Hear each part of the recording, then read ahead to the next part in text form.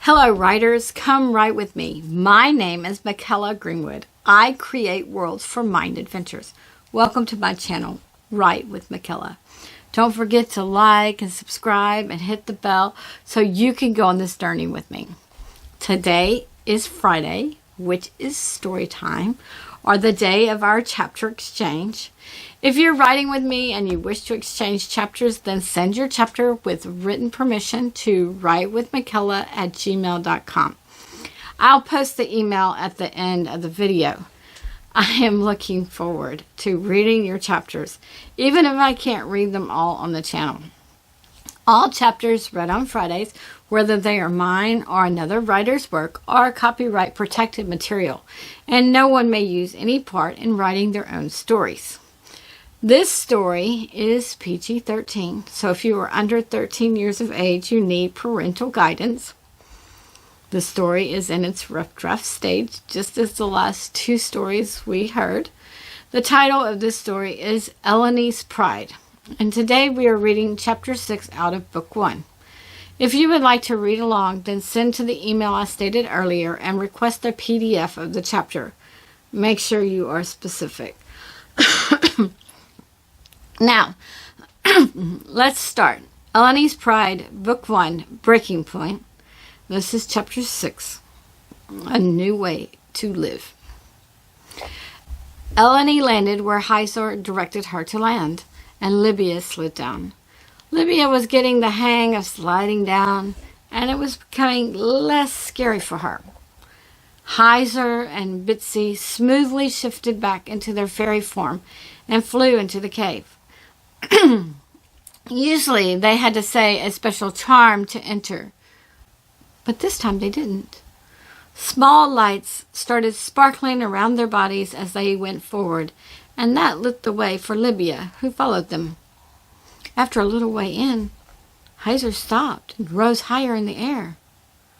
"I don't see the big white orb," he announced. Bitsy fluttered forward. "Oh, look!" she exclaimed as she fluttered lower. "The white orb broke. There are pieces everywhere." "The dragon must have hatched," put in Elloni.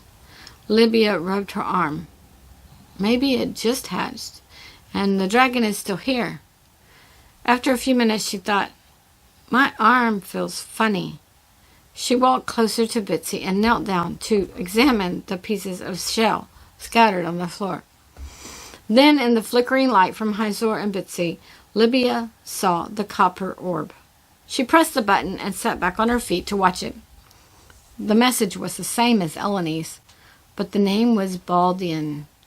Once the message finished, Libya thought, "Baldian, are you in here? We are your friends. Please come out." Hyzor fluttered farther in the cave, and then he hovered over a sleeping form. In the dimness, none of them could see the deep, brilliant blue of the dragon, nor could they see the silver outline of some of her scales, like Elloni had golden outlines.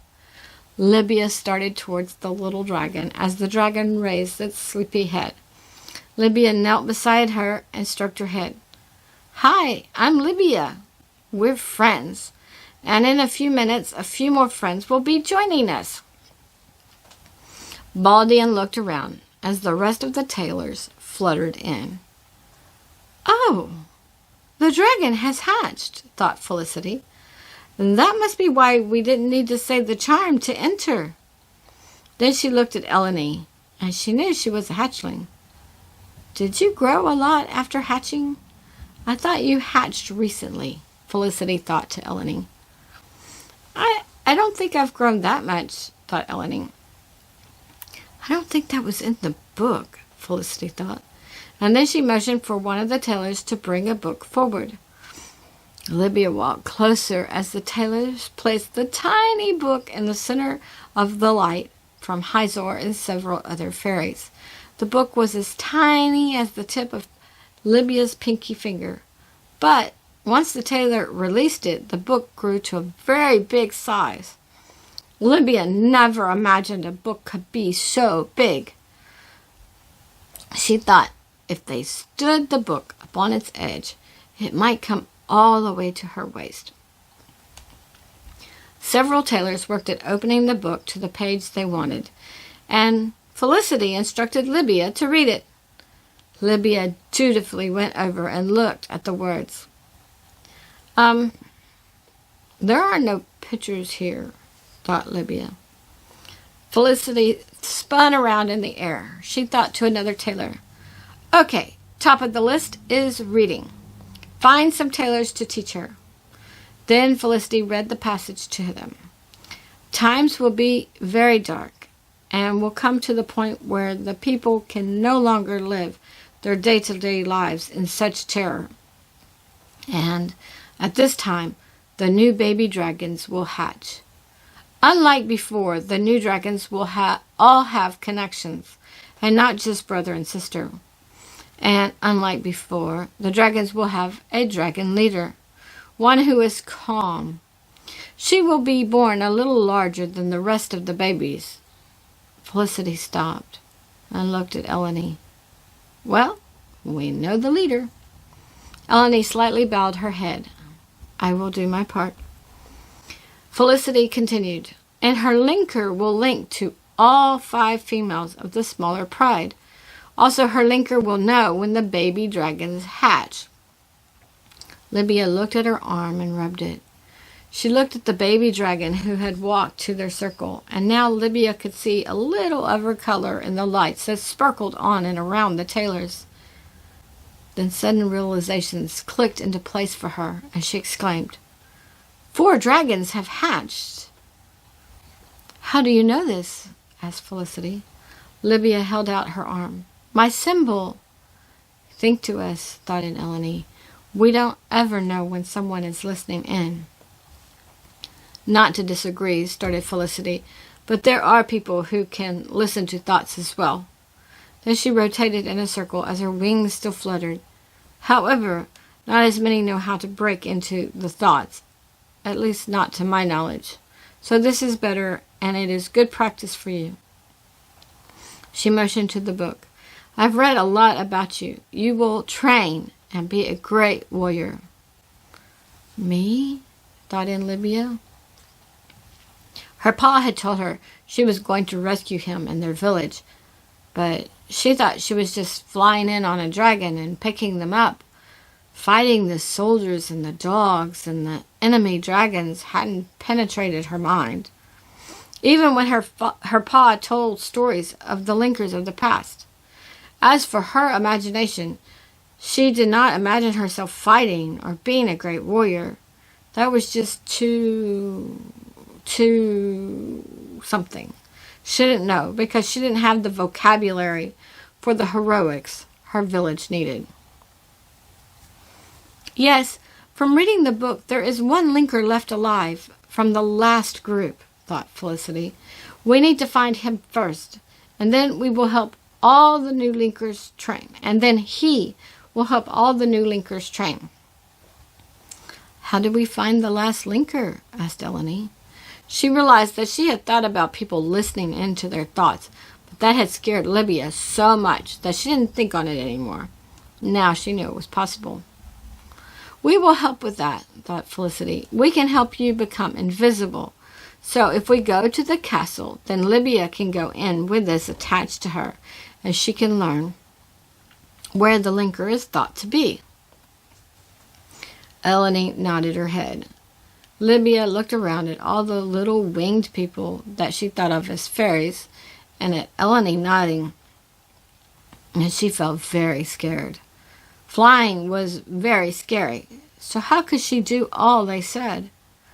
She looked at the book. She couldn't even read the book. How could she be a great warrior? Felicity organized everything so that some tailors were setting up the cave to live in a few days.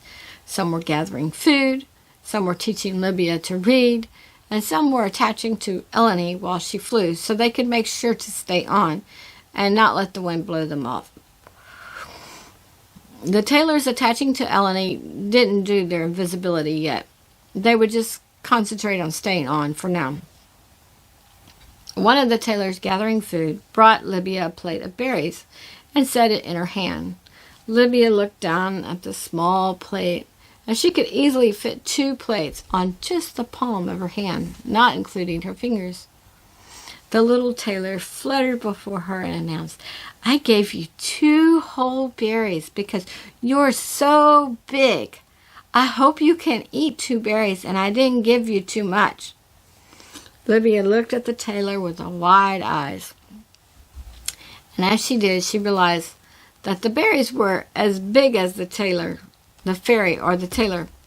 In fact, if she stood the little plate on its edge, it would be as tall as the fairy. She would have never worried about giving someone too much food with just 2 little berries. But the fairy was worried. Libya thought, "I'm sure I can eat 2 berries. And if not, then I will save whatever is left for later. Thank you very much for the food." Excuse me. Then Libya popped a berry in her mouth. She relished the small amount of juice that hit her tongue, so she closed her eyes to enjoy the treat. As she slowly breathed in air and relaxed, she saw pictures in her mind. She saw a large blue dragon with chains around his feet and around his neck. The chamber where he sat was small, and he couldn't expand his wings much, if at all. Then the pictures changed and showed her a man who was also in chains. Then she saw a symbol on his arm glow.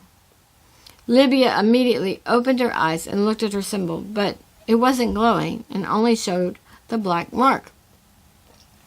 Several fairies fluttered around her. "What is it?" thought several at the same time. Others thought, "Are you okay?" "I saw pictures," thought Embaldine. "I saw a man and a dragon. I think the man was the linker the tailors were looking for." Libya stared at the baby dragon as she realized the man had the symbol on his arm. "But the man and his dragon were locked up," stated Libya. Then she realized that she had spoken out loud. "I'm sorry to keep speaking out loud. I'm not used to just thinking and having the other person know what I thought." "You will learn," thought Baldian. "I will teach that to you." Libya smiled, ate her other berry, and rubbed Baldian's scales. Then she went to her bundle and ate a couple bites of her dried meat. When the first tailor saw her eat the meat, she fluttered over. "Are you still hungry? Did I not feed you enough?" Libya smiled and held out her hand for the fairy to land on it. "You fed me enough, especially because I have some meat that my paw gave me. When that runs out, I might need more berries than you gave, but I will let you know." "Okay, you let me know," thought the tailor. "My name is Bitsy. I rode Elloni with you to get here." Libby nodded her head a few times, and then she took in all Bitsy's features so she could tell her apart from the other fairies. Bradley woke up and stretched, and then he saw a faint footprint that was about the right size. So he stood and started following them. He didn't know how long it would take him to get to Coulter, but he felt in a hurry. He didn't want the boy to try to go back to the village or circle around in the woods. Hoshman's group could see the river ahead, and their pace slowed. They were not near the pond and didn't know how deep the river was here. Hoshman looked over to his left, and he could see the sun rising. "We should cross now," he stated. "The sun will warm us." "Are we just going straight across?" asked Sylvie, a little panicked. When she saw Hoshman look at her questioningly and saw the look on his wife's face, she said, "It's just that Jarson told Lydia, my daughter, not to go straight across. He said the dogs could smell the ground and know where she walked. He told her to walk in the water far enough for the dogs to lose her scent. He told her that often." Hoshman nodded. That is good advice. Let us do the same. What's your oldest boy's name? Is it Kosher?" "Yes, it is Kosher," stated Sylvie. "Okay, Kosher. You go first with the little one. You will test the depth of the river for the ladies and the girls and the younger ones, and I will be at the back." He motioned as he spoke. The river runs from our right to our left. We will walk to our right, and it will be my job to catch anyone that slips and the river starts washing away." Kosher nodded and took the 6-year-old boy's hand and headed into the river. The river wasn't too deep, but it was flowing a little faster here than where Libya and Lydia had crossed. Hoshman motioned to Kala, the oldest girl. "Okay, Kala, you go with your baby sister, and then next the 2 older boys, Kempton and Corton. Sylvie, if you will take my 2-year-old Matrim, and Thilda take Dalton. I'll be behind everyone." After Kosher walked a little way, he picked up Thrasher, his 6-year-old brother, and kept going. A few times he lost his balance because his foot went deeper, but he never fell. He would turn back and tell his sister to watch her step near where he was. As he continued, he thought of Libya walking in the river by herself. Then he turned back and realized that Lydia wasn't with them either. But he knew deep in his heart that Lydia wanted to be with her sister, with their sister. Kosher decided not to bring up either sister because it would be too hard for his mom. After they walked west in the river half an hour, Hushman called, "Okay, Kosher, I think we can head to shore now." Kosher looked back and saw Hushman motioning to him, so he headed out. Once they were out of the river, they set the little ones on the ground and kept walking. "I want to get to the trees before the soldiers get to our village and find us gone," stated Hushman. "What's going to happen to the people that stayed?" asked Kempton. Hushman shook his head and closed his eyes. "I don't know. I hope the soldiers don't return until the next full moon, and that will give more people time to leave." "But the dogs will just run the people down," stated Kala. Then she caught a look from her mother. "Sorry," she said as she looked down a few moments. "I just don't see how to escape those dogs." She shook her head and looked up at the adults and said, "They ate my paw. Did you see that? Did you see them eat my paw?"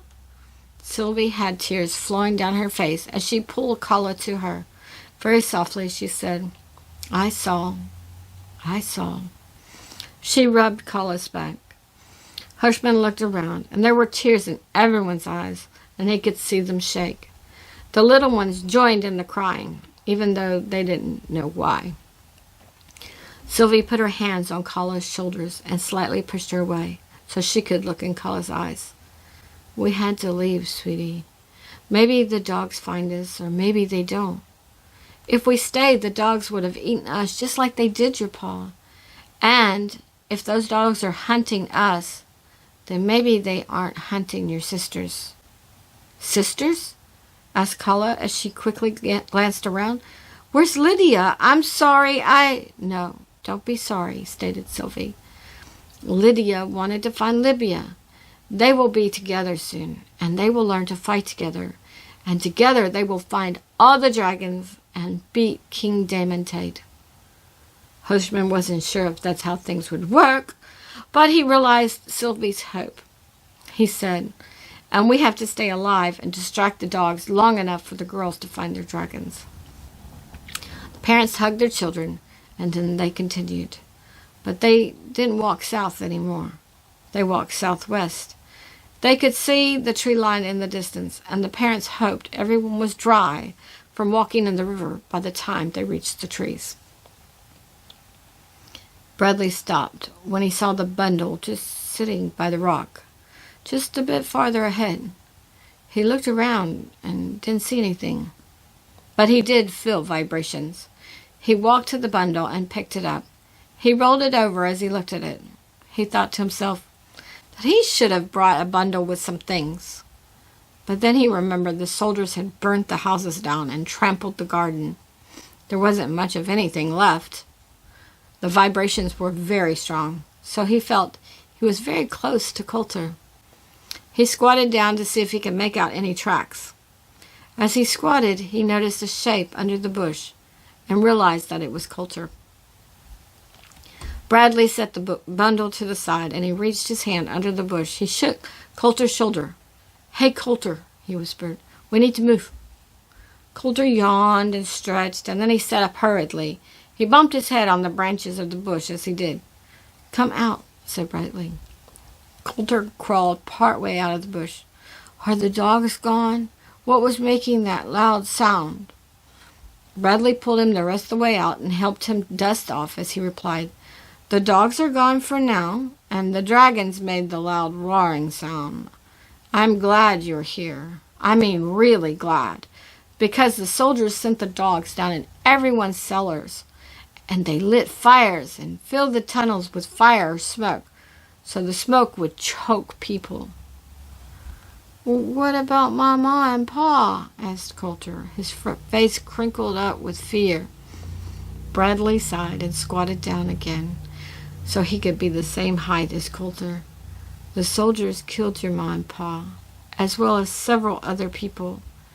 If you had been there, you would be dead too. We need you to find your dragon." "I don't like dragons. They make too much scary noise," stated Coulter. His parents being dead or him dying didn't really register with him because he didn't really understand about those things. Bradley raised up and rustled Coulter's hair. "Your dragon won't be scary. Has there been any light on your arm?" Coulter held out his arm. "There's bright light on my arm right now. The sun is too bright. That's what you call this light, right? And the night light is the moon?" Bradley sighed as he realized that Coulter's level of knowledge wasn't his own. "The sun provides light for the day, and the moon provides a little light for night," he stated. "But your arm will light up on its own when your dragon hatches." "Oh," replied Coulter. Bradley took his hand and picked up the bundle. He headed east. He didn't know where Broman was, but he wanted to put some distance between them and Underwood Village. Briefly, he thought of the name of their village and the woods that surrounded their village on all sides, even though the trees weren't necessarily close to their homes. I don't know why the people called the village Underwood, but he was very glad that he had found Coulter. That eased his mind in some ways. As they walked a little way, Coulter jumped at the sound of that bird's flight, so Bradley explained to him what those things were and that they weren't anything to worry about. Hagar woke up and sneezed. His sneeze sent fire out of his mouth and lit up the cave. Roman rolled away from the fire and jumped up. "Hey, watch which way you sneeze." "I didn't mean to sneeze," thought Hagar. "Everybody sneezes," stated Broman as he calmed himself some. "Just you need to turn your head and not catch me on fire." Broman started putting his bundle back together. "I no catch you on fire," Hagar thought defensively. "This time," said Broman. "I try to turn my head next time," thought Hagar. Broman looked at his dragon. "Thank you. If we're going to make this work, we have to work together." "Okay, I try," thought Hagar. "What we do now?" Broman glanced around, and then he got up and retrieved the message bulb. "I think we leave here.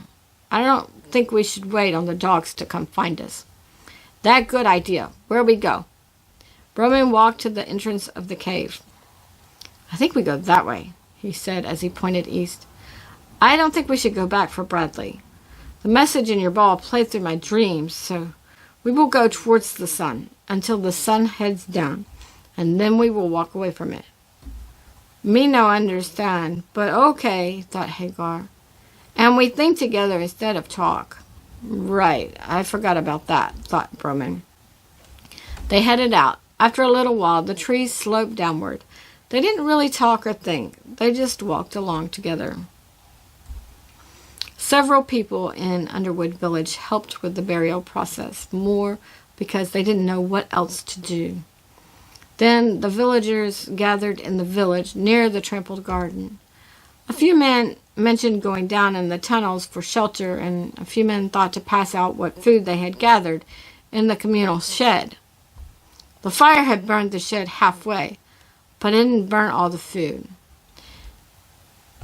A few thought they should work the garden, but they didn't say anything, and no one moved to work it. Working the garden was just too depressing at the moment. So several people explored some cellars and then got families and neighbors to go down in the ones without standing water in them and the ones that seemed a bit bigger. The non-burnt food from the shed was handed out, and everyone just went down in the cellars to sleep. They hadn't really slept last night, and now most were beyond exhaustion. Maybe tomorrow they could start the garden again. Okay, writers, that is the end of chapter 6. Some of these villagers have left everything they've ever known, and some are still in the village. Leave a comment on how you would feel if you were still in the village. You know, would you want to restart the garden? Would you look around and miss people and decide not to stay either, knowing that when the soldiers didn't count people, they would just start killing?